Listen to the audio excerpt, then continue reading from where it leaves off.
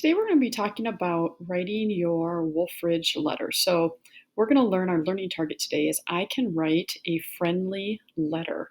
Um, so what is that? Well, one of our traditions during Wolfridge Week is to have our students write letters home. But since you are at home, we're going to ask you to write a letter to someone of your choice. You could write to your grandparents, your aunts or uncles, cousins, or a friend.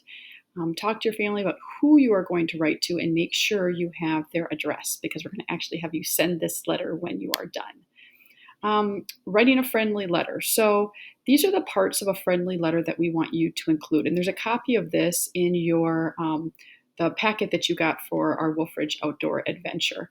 So you can look at the hard copy there as well. But first, you're going to have a heading, which is kind of centered on that line there. If you've split the paper in half, it's going to be your street address, your city, the state, zip code, and date. And you're going to skip a line. And then you're going to have a greeting, which is going to be dear, and you'll have your person's name.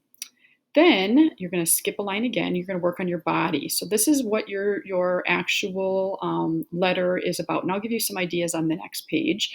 But you want to indent when you start.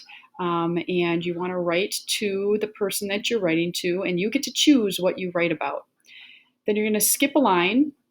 And then right on that center line again, you're going to write sincerely, and then you're going to sign your name down at the bottom.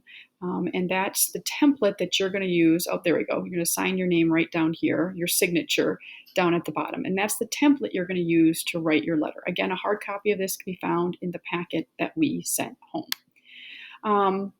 What to write in your friendly letter? You could write about anything you would like. Some ideas would be what you've been learning about during your Wolfridge from a distance experience, maybe your plans for the weekend, your plans for the summer. You could also ask questions of the person you're writing to, and that encourages people to write you back, which is always fun to get a letter back as well. So you get to choose what's in your letter. These are just some ideas of things that you could include. Your assignment, again, is to write that friendly letter. Your letter needs to include a heading, the greeting, the body, the closing, and the signature. And again, you can find that on the sheet in your packet, an example of what that looks like. And then you want to take a picture of that letter when you're done and post it in the Schoology discussion. Since you're sending it, we won't get to see it. So that's how we get to see what you did. So this concludes our tutorial on how to write a friendly letter.